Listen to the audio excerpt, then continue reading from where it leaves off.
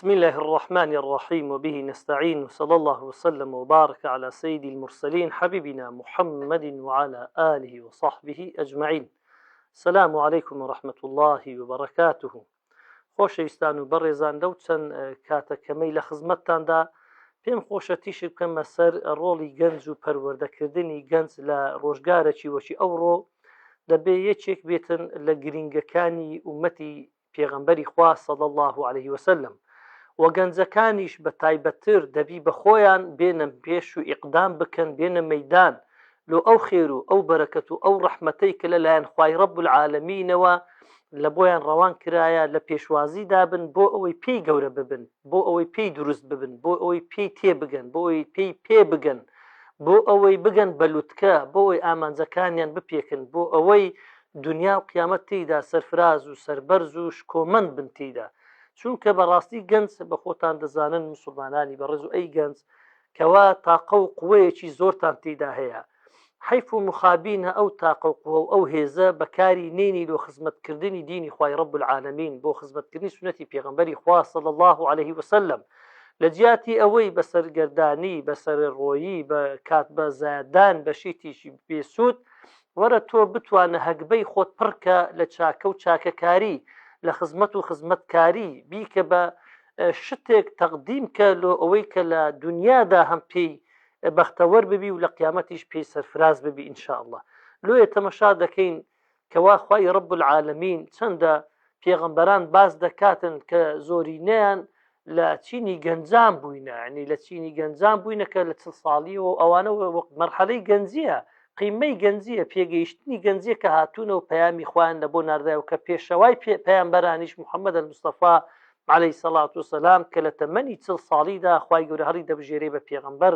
لۆ ئەوەی ئەدای ئەو ڕیسالە گەورەیە بکاتن ئەو پەیامی خوای بگەینی بە خەڵکی خوا بۆی سەرڕووی زەوی ڕۆناک بکاتەوە. کەواتە دەتوانین بڵین گەنج کاریگەریەکی زۆری هەیە لە ئاوادانکردنەوەی سەرزەوی، لە ڕێخستنی ژیانی خەڵکی، لە ڕۆناکردنی دڵی خەڵکی، لە ڕۆناکردنی شار و وڵاتەکانی مسلمانان و هەروە ڕۆناکردنی ژیانی خۆی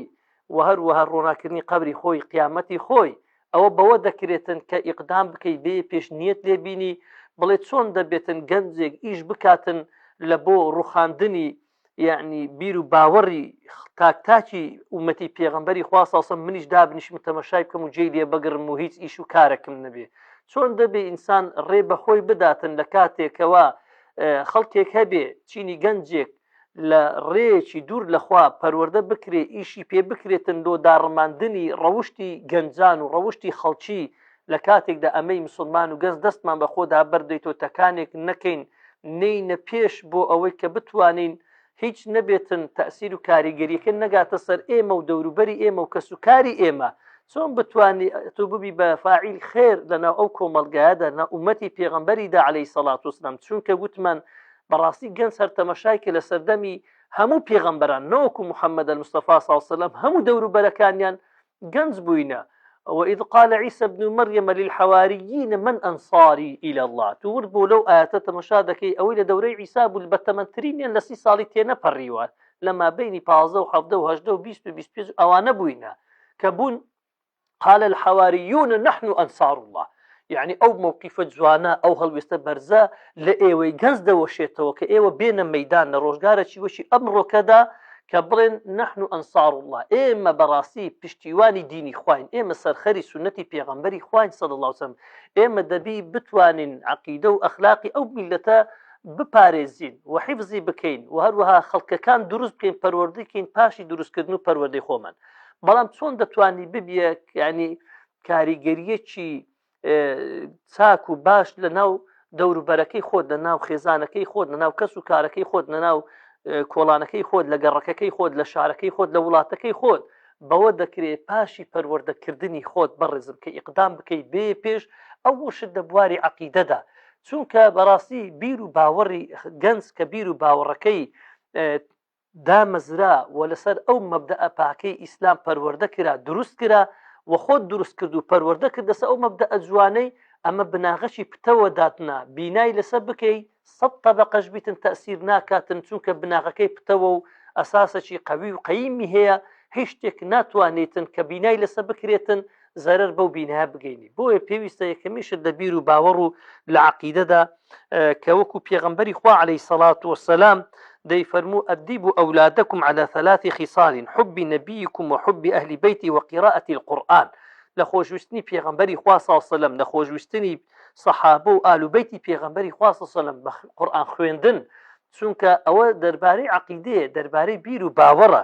دوێش کە تەمەشا دەکەین عەبدوڵڵای کوڕی عەباس ڕەزا و ڕەحمەتی خوای پەروەردگاری لێبی دەیفەرموو ئیعملوا بطاعة الله واتقوا معاصي الله. ئیش بکەن بە گوێڕالیکردنی خوا، بە تاعەتی خوای گەورە و خۆ پارێزن لەسەر پێچیکردنی خوای گەورە.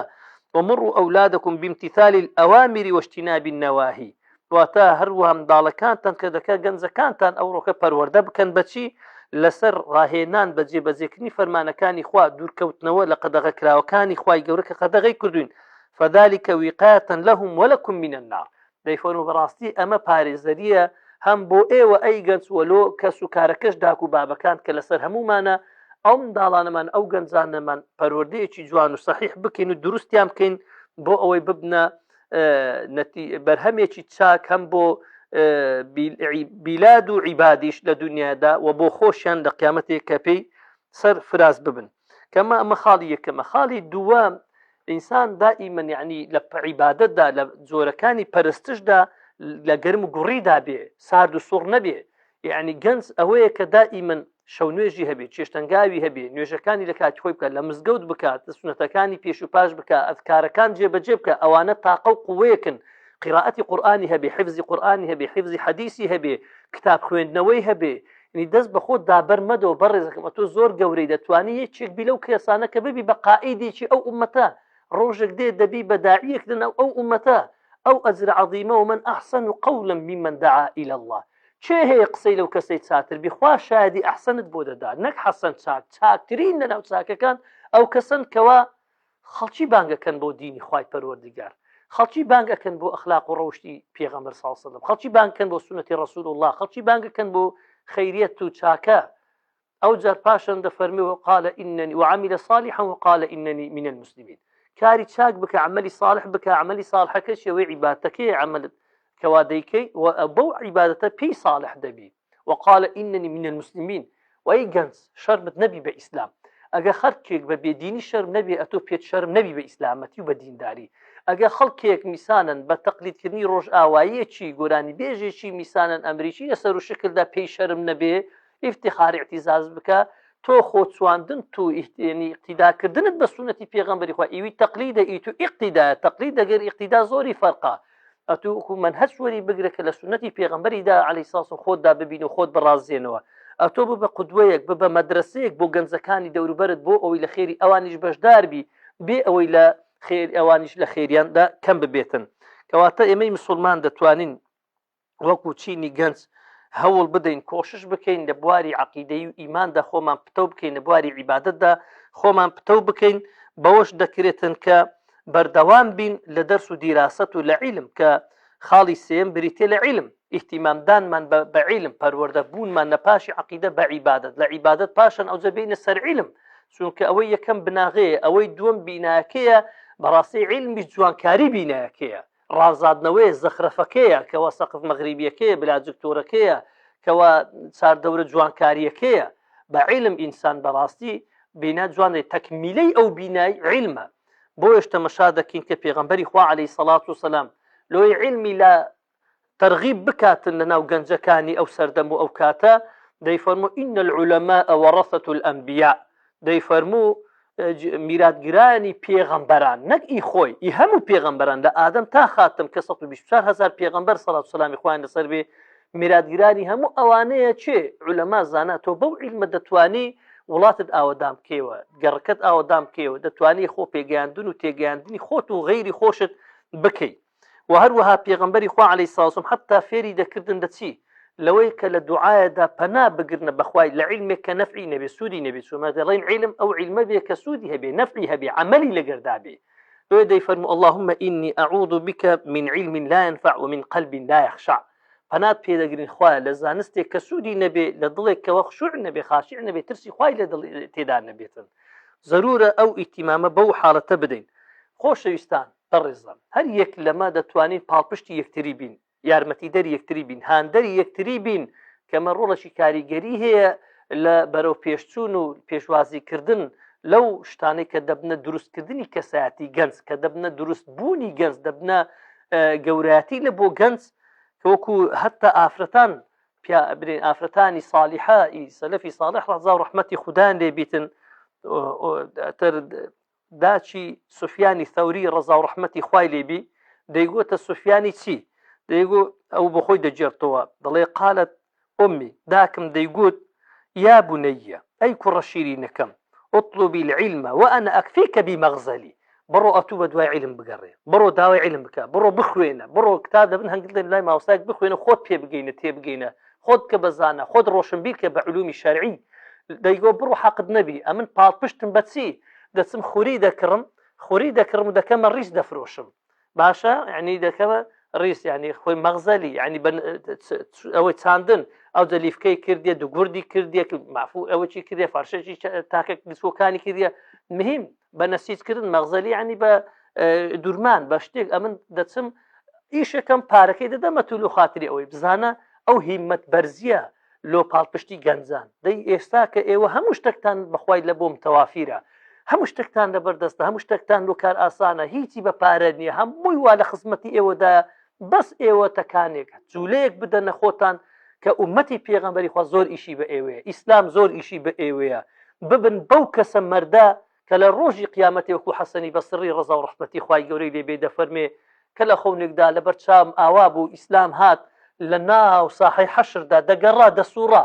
دەستی هەندە گەنجانی برن دەکرد شادی چاکەی بۆ دەدا لەکن خوای ڕەب العالەمین دەی فەرموو یا ڕەبی ئەی پەروەردگار هذا نەسەڕەنی ئەو گەنجە بە ئەخلاقە جوانەکەی بە عەقیدە سەلیم و صەحیحەکەی بە عیبادەت باش و چاک و تۆکمەکەی بە عیلمەکەی بە دەعوەکەی خوایە سەری خستم. ئەو جاردەسی دەستی گەنجەکی دیکە دەگریتن کە دوور لە خوا بووە، دوور لە مزگەوت بووە، دوور لە عیلم بووە، دوور لە ئیمان بووە، دوور لە عەقیدە بووە، دوور لە ڕەوشی جوان بووە، پەناوەگەری خوا هیداەتی ئەوانیش بدا لەسەر دەستی ئێوە هیداەتی بدا کە ئێوە هەوڵدن خەمخۆریان بن ئینشاءڵڵا دەچیتن دەڵێ یا ڕەبی هادا خەذەلەنی خوایە ئەوە بەڕاستی ڕیسوای کردم، ئەوە پشتی بەردام، ئەوە شکاندمی بەچی بە ڕەوشی ناشیرنی بە بیر و باوەڕشی سەقەت و پەقەتی بە عیبادەت نەکردنی بە دوورکەوتنی لە عیلم و سەقافەت و معریفەتی بەوانە پەنا بە گەورەی خوا دەچێتە لای خوشکێکی گەنج بە هەمان شێوەز یا ڕەبی هادیهی نەسەڕەتنی خوایە ئەوفرەتە بە حیجابەکەی بە دەعوەکەی لە ناو ئافرەتان بە عیلمەکەی بە معریفەتەکەی بە حەیاکەی بە ئەدەبە جوانەکەی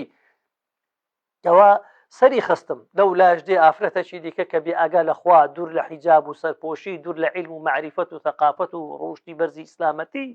یا ڕەبی هادیهی خەذەلەتنی تو ئەو خوایە ئێستا هەر یەک لەمە دامانە ئێستا مردووینەوە بەرەو قیامەت دەچین هەر بۆ خۆت بڕیار بدە ئەی گەنج حەزت دێ لە کام تاقمی بی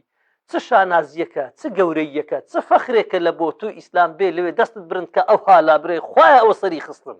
چەند عەظیمە لەناو ئەو هەموو ملیۆن خەڵکەی ملیارات خەڵک لە سەردەمی ئادەم هەتا دنیا کە کۆتای پێدێ خاتم ئاخر کەس ئەتۆ وەرە بێن ئەتو برزت کاتەوە ئەوە شەڕەفێکە پلەیەکە پایەکە دەتوانی هەر ئەو ڕۆ بەدەستی بێنی بەس ئیقدام بکە بڕیار بدە ورەت بەرزکە و بڕۆ ڕێ و پشت بەخوای پەروەردگار دەبێ ئەو کەسە لە ڕۆژی قیامەتێ کە هەڵبژێردرێ لێرە خەڵکێک هەڵدەبژێ خەڵاتی نۆبلی پێدەگوترێ گوێمان کاس دەکەنەوەی فلانە کەس کەەوە شایستەشی نییە دەیدرێتێ بەڵام تۆ ئەو کەسەوی شایستە دەبیرناو على ڕؤوسی الخەلائقی هەڵدەبژێردرێ چەند عەظیمە و چەند گەورەیە. ئەو جار ئیمامی ئەحمەد ڕەزا و ڕەحمەتی خودای لێبی دەیفەرموو دایکم کە گەنجەشی تازە پێگەیشتوو بووم باب مۆفاتی کرد و کاتە من یەتیم بوو بەڵام کە تازە گەنجەش پێگەیشتی بووم دەهات کەوا شەوێ شەو نوێژی پێدەکردم ئاوی لۆ گەرم دەکردن لە شەوزستانەکان بانجی دەکردم شەو نوێژی پێدەکردم دەیبردمە مزگەوتێ نوێژی جەماعەتێ دەرسی علومی شەرعی پێدەخینم کە تەواو دەبوو دەیبردمەوە ئەوە ئیشی داکەم بوو یعنی دەکری ئەی ئەو کەسانی داک و بابیش کە گەنجتان هەیە لە کوڕان لە کچان هەوڵدەن کۆششکەن بیکەن بە زاد و زەخیرەیەکی قیامەتی خۆتان توێشی خۆتان بیان چێنن لە پێشە خۆتاندا ئەو کار و چاکانە ڕەوان بکەن وما تقدموا لأنفسكم من خير تجدوه عند الله هەر کارێکی خێر هەر چاکێک دەکەن والله لكن خوای گەورە بە زیاتر بە زۆرتر وەلەنەجزیەنەهم بأحسن ما كانوا يعملون زۆر بە باشتر پاداشتەکەت وەردەگریەوە هەوڵدە کۆشش کە خەڵک ئەو ڕۆ منداڵی پەروەردە دەکە بۆ خەڵک بۆ دنیا بۆ خزمەتی خەڵک بەڵام تۆ منداڵت پەروەردەکە ئەی گەنج خۆت پەروەردەکە خەڵکی تێ پەروەردەکە بۆ خوا بۆ قیامەتی خۆت چونکە سەرفرازی سەربەرزی ڕوسپێتی دنیا و قیامەتت بەوەیە کەوا دەست بۆ قورئان و بۆ سونەتەی پێغەمبەری خوا وەبگری عەلەیهی سەڵات وەسەلام. ئەو جار ئەی گەنج یعنی خاوەنی عیزەت و غیرەت و جورئەت بە لە بۆ دینی خوا. وتما خەڵکێک ئەگەر پێی شەرم نییە خزمەتی بێدینی دەکات و پێت شەرم بێشەرمی نەبێ خزمەتی دین بکەیت. ئەگەر خەڵکێک میسانن شتێک دەکاتن لە بۆ بەدەستێنانی دنیایەکی حرام ئەتۆ پێت شەرم نەبی لەوەی کە دنیاکیش ئەگەر لەو پەیناویدا بە قوربانی بکەیت بۆ خزمەتی دینی خوای پەروەر. تەمەشاکە ئەو پیاوە گەورە عەظیمانەی پێشترێ ینی دەبینی چۆن توانیتیان کە ئەو ئیسلامە عەزیزکەن و خۆشیان عەزیزکەن بەو ئیسلامە. دەی ئەتۆ کەسێک بە لەو کەسانە ئینشاء الله تعالی جا هەوڵدا لە لایەنی ئەخلاقی کە ئاخر خاڵ ئیشارەی پێ بکەم ئەویش بریتێ لە بواری ڕەوشدا کە زۆر گرینگە چونکە دین و دعوە و عەقیدە و ئەوانە بەبێ ئەخلاقی بەروبوو مەکوستەمەرەیەکی نابیتن و هیچ کاریگەریەکی نابی. حتا فەیلسوفی ئەلمانی فەیخەتە باسی ئەوە دەکە دەرێ الأخلاق بغير دين عبث دەرێ بەڕاستی یعنی ئەخلاق بەبێ دین پوچە و بەڕاستی دینیش بەبێ ئەخلاق پوچە. یعنی ئەوە لەسەر ئەوەی خۆی کە باز دەکا مەبەستی پێچیە چونکە یعنی ئەخلاق ڕەوشت بەرزی هەڵس و کەوتی جوان زاروێک و پێشەوە عومەر دەفەرمێت چوە گەنج زاروێ دەبینی بە حکمی ئەوەی حەماسەتی بۆ ئیسلام نازانی بەرامبەرەکەی چۆن بدوێنی دەبی وریای خۆت بی لە بواری ڕەوشتیدا ببتە داعەوی. پێشەوە عومەر دەیفەرموو ادعوا الناس إلى الله يعني ادعوا إلى الله بالصمت دەیانگوت چۆن ئێمە كيف ندعو الناس بالصمت چۆن ئێمە خەڵک بانکەین بە بێدەنجی فەرمی بحسن خلقكم بە ڕەوش جوانیەکەت لەگە داک و بابت ڕەوشت جوان بێ لەگە خوشک و برات ڕەوشت جوان بێ لەگە برایەکانت دۆستەکانت دەوروبەرت لە هەڵس و کەوتی ڕۆژانەت ڕەوشت و حسنی خولق گەورەترین کاریگەری هەیە لەسەر ڕاکێشانی خەڵک لە بۆ ئەو دینی خوای پەروەردیگار. هەتا قاضیەکی بەریتانی سەردەمی خۆی و هەشتاکان باسی ئەوە دەکاتن کە وەزیرێکی وڵاتەکەی خۆی لەسەر قەزێکی ئەخلاقی دوور خراوە لێ سەندراوە. ئەو جار پاشان هەستا وەکو ڕاوێشکارێک لەگەر حکوومەتی بەریتانی کە کۆبەوە قسەیەکی پێگوتن وەکو ئامۆژگاری و ئاڕاستەیەک فوتی بدون الدين لا يمكن أن تكون هناك أخلاق. والله ببي دين ببي برنامج ومنهجي الرسن أو ولاتا أخلاقي تدانا بيتن ببي عقيدة وببي إيمان أو ولاتا أخلاقي تدانا بيتن وبدون أخلاق لا يمكن أن تكون هناك قانون وببي أخلاقيش لو دين ورد جيري بخواي هيت قانونك بيدانا بيتن ولير كان ناكرتن تمشى يعني أما دري الفضل لمن شهد له العدو گەورەی لۆ ئەو کەسەی کەوا ناحەز و نەیاری شادی بۆ دەومە بەستی پێ دین و ئەخلاقی مسلمانانە تەبعاً یعنی بە دینی مسلمانان و عەقیدەی ئیسلام و بە ئەخلاقی دینەکەیان بەڕاستی هەم ژیان دەبێ هەم دەوڵەت دەبێ هەم قانون دەبێتن هەم دینیش دەبێ هەم ئەخلاقیش دەبێتن. چەندە گرینگە چەندە مهمە ئەوان چۆن تێگەیشتینە لە بواری مەسائلی ئەو دینە عەقیدەیە ئەو ئەخلاقا بەڵێ بچینە شپێنێک بەس ناوەڕۆکەی لۆ خۆی بردیە بەکاری دێنێ بۆ خزمەتکردنی خۆی. جا پێغەمبەری خوا صلی الله علیه وسلم حتا دەفعی مسلمانانی کردیە گەنجەکانی سەردەمی خۆی کردیە بەو حەدیسەی لۆ بەرەو ڕەوشت جوان چوون و خۆ ڕەوشت جوانکردن و ڕازاندنەوە بە شتە جوانەکان دارنین لە ڕەوشتە ناپەسەندەکان فەرمی إن أحبكم إلي وأقربكم مني مجلسا يوم القيامة أحاسنكم أخلاقا. ئەی گەنج ئەگەر بێ ڕەفیقی پێغەمبەری صلی الله علیه وسلم دەبی ڕەوشتت جوانکەی ڕەوشتت بەرزکەی ڕەوشتت ڕێککەی ئەوەن لەگە خوا دووەم لەگە پێغەمبەر صلی الله علیه وسلم ئەو جار لەگە داک و باب و دەوروبەر لەگە خەڵک وریابە معسیەت و گوناح هەرت نەخەرەتێنیتن. خوای گەورە هەموو لایەکمان وەلێ بکە بمان کاتە ئەداتێک بۆ خزمەتی دینەکەی خۆی دێت ئەپاڕێن و یا رب العالمین بەو ئیسلامە عەزیزمان کەی ئەو ئیسلامەمان پێ عەزیزکەی خوای بمان کەی بەو گەنجە